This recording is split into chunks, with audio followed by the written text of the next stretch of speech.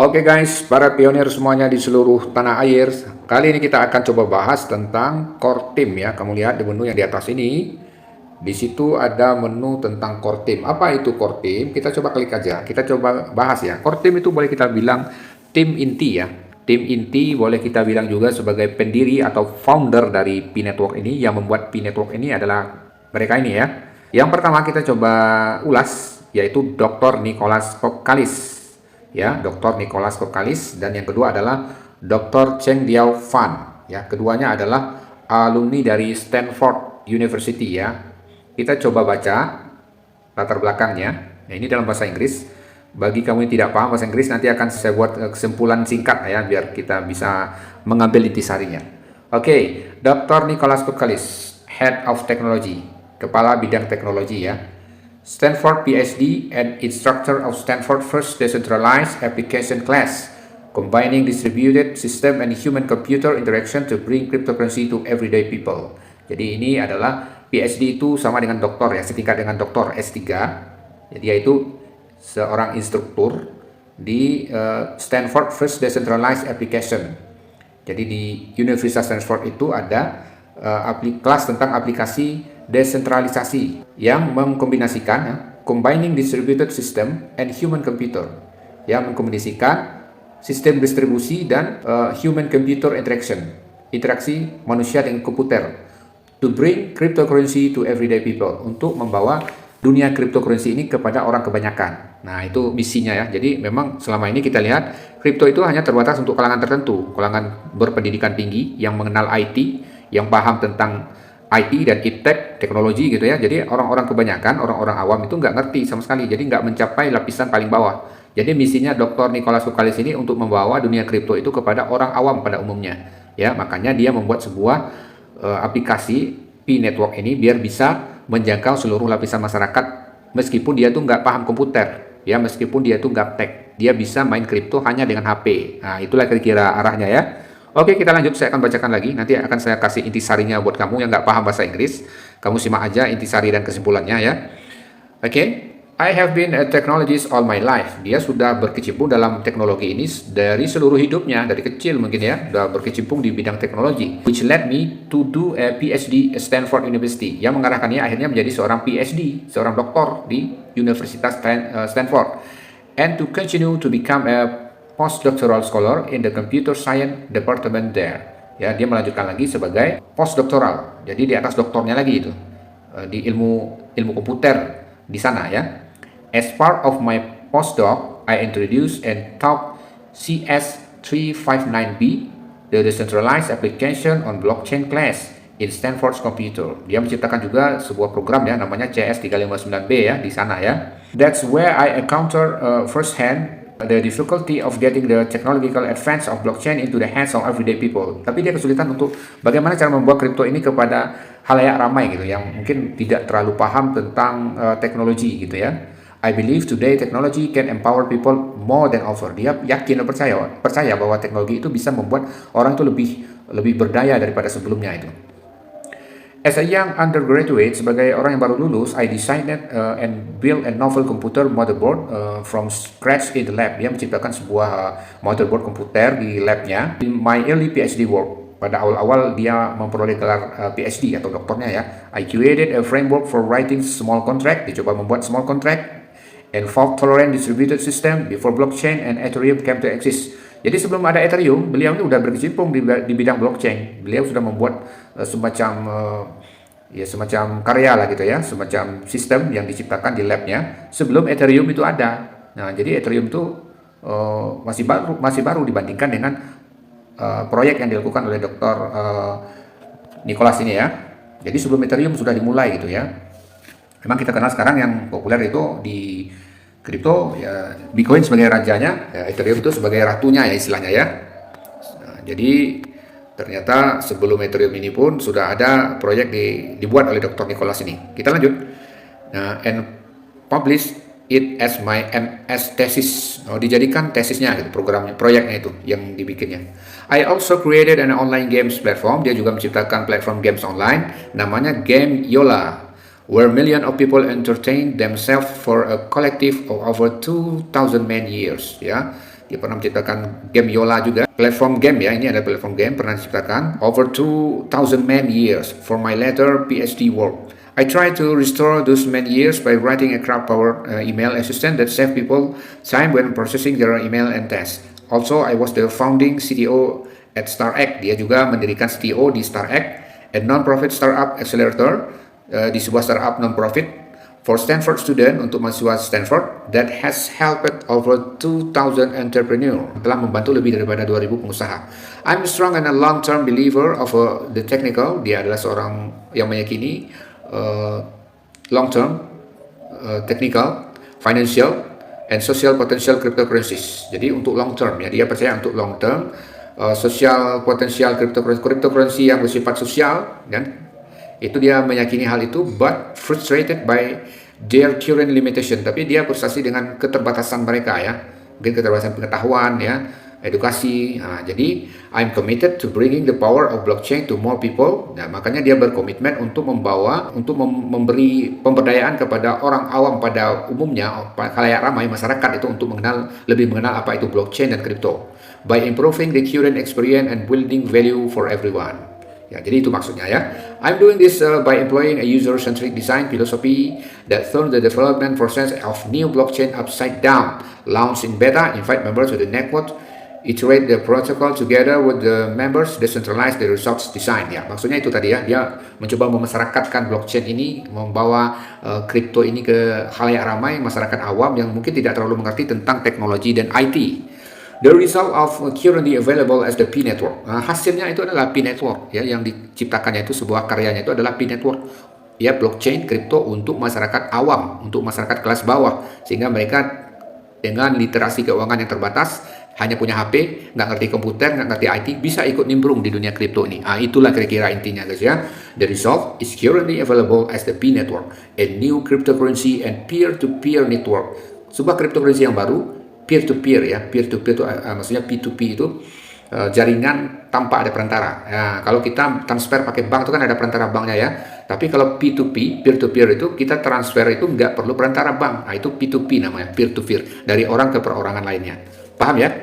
Which is currently operational in 150 more countries and 32 languages, lebih dari 150 negara, lebih dari 32 bahasa. P Network is 100% my professional commitment. Jadi ini adalah 100% komitmen profesionalnya. While my loving wife and son take up 100% of my personal commitment. Ya, jadi dia tetap sayang keluarga guys. Ya, sementara istrinya dan anaknya tetap 100% sebagai komitmen pribadinya.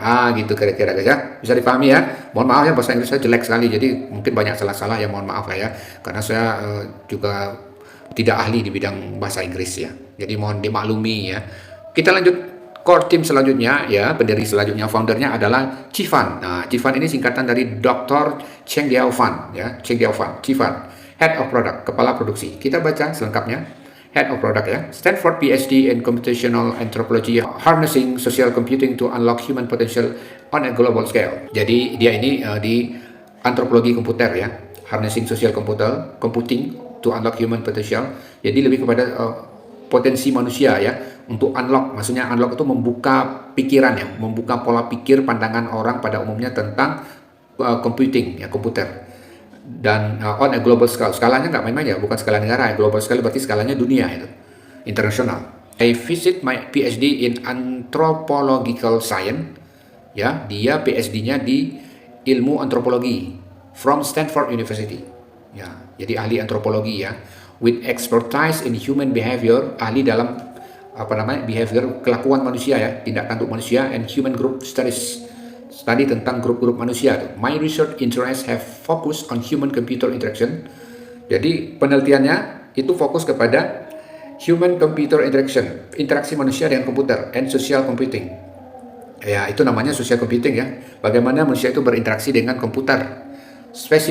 Specifically, how we use technology to positive impact human behavior and societies.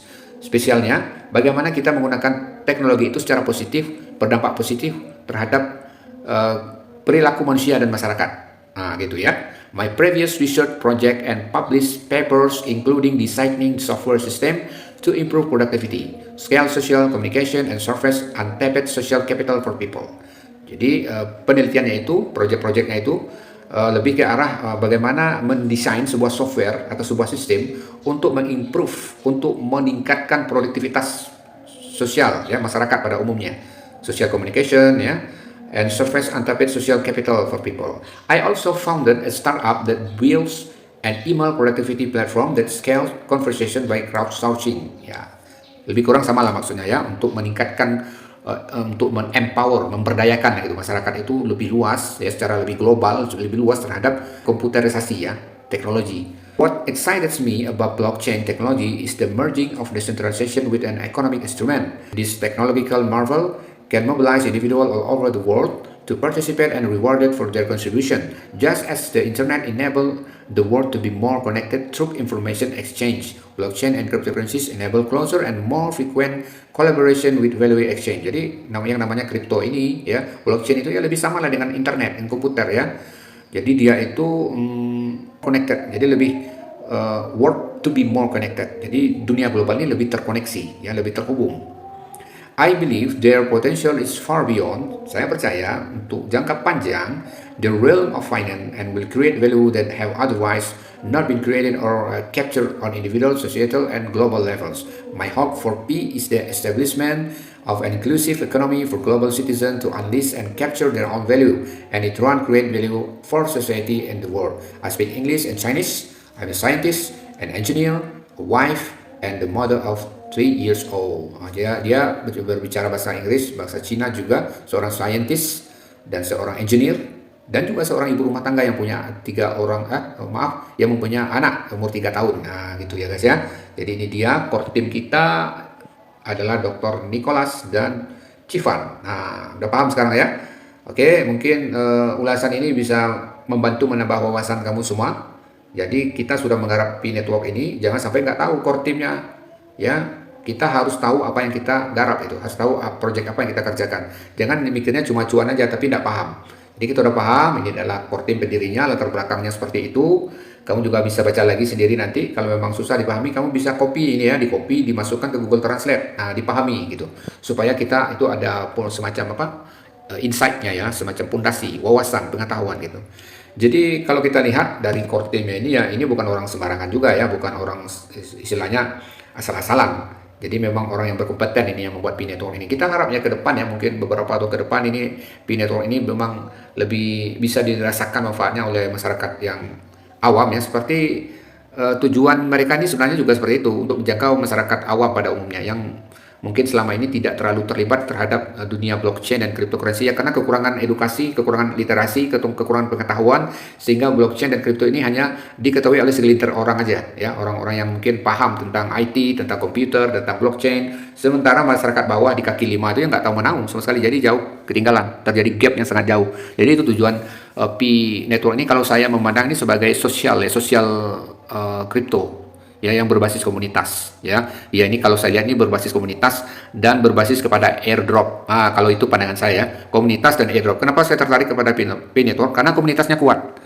Dan kalau saya menilai ini proyeknya juga bagus, jangka panjang ya, bukan untuk short term, tapi long term untuk jangka panjang. Komunitasnya kuat, proyeknya juga bagus ya. Udah jelas ini bukan scam ya. Kalau menurut saya bukan scam, dia proyek komunitas, lebih kepada airdrop ya. Ya, mungkin istilah menambang itu hanya sebagai penarik lah kalau menurut saya ya. Karena kalau mining yang sebenarnya itu memang harus pakai komputasi komputer dengan energi yang sangat kuat ya, memerlukan listrik yang sangat besar seperti Bitcoin ya. Bitcoin itu adalah proof of work ya, beda dengan Ethereum itu proof of stake.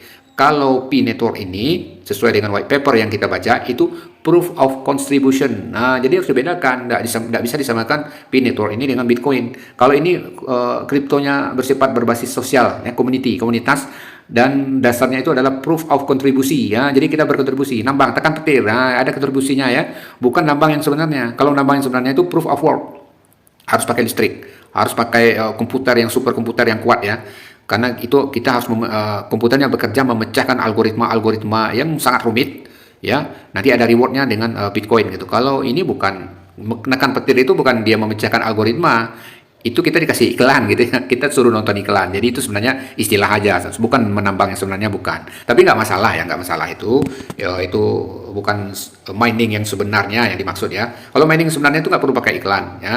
Itu memang ada algoritma yang bekerja dengan energi yang sangat besar. Mungkin butuh listrik berapa ribu atau berapa megawatt gitu ya. Bahkan di negara-negara seperti Rusia gitu kan, seperti Ukraina, El Salvador, Brazil, itu nggak main-main, itu tambang itu butuh pakai tenaga ini, listriknya pakai tenaga uap, sampai tenaga panas bumi untuk menambang ya. Jadi nggak cukup hanya dengan tenaga HP, baterai HP. Nah, jadi ya nggak masalah, kita mau bilang itu nambang nggak masalah, walaupun yang pada hakikat sebenarnya itu kita bukan menambang, kita disuruh nonton iklan. Ya wajarlah kita nonton iklan, kita ikut berkontribusi, dan disebut sendiri dalam white papernya ini adalah proof of contribution, bukan proof of works. Ya, kalau Bitcoin itu baru proof of works. Kalau Ethereum itu proof of stake. Ya, jadi kita staking di situ, itu dapat reward. Kalau Bitcoin itu kita bekerja di situ, kita nambang di situ dengan komputer yang sangat besar. Nah, proof of work baru dapat reward berupa Bitcoin. Kalau ini proof of contribution, tapi nggak masalah. Saya menilai ini bukan scam. Cuma orang-orang yang nggak bertanggung jawab yang menyebarkan berita kalau Bitcoin satu koinnya $314.000, itu baru halu ya, itu baru halu. Tapi walaupun berapapun harga Bitcoin itu nggak masalah ya, mau $1, mau $10. Yang jelas kan dapat hasil kita tanpa perlu modal kan, cuma tinggal tekan petir, dapat 1 pi, dihargai $10 kan lumayan. $10 itu berapa? Kali aja, berapa dolar sekarang? Ya kalau kamu dapat 100 pi, lumayan kan? Jadi nggak usah menghayal 1 pi itu $300.000, $314.000, itu terlalu jauh khayalannya ya.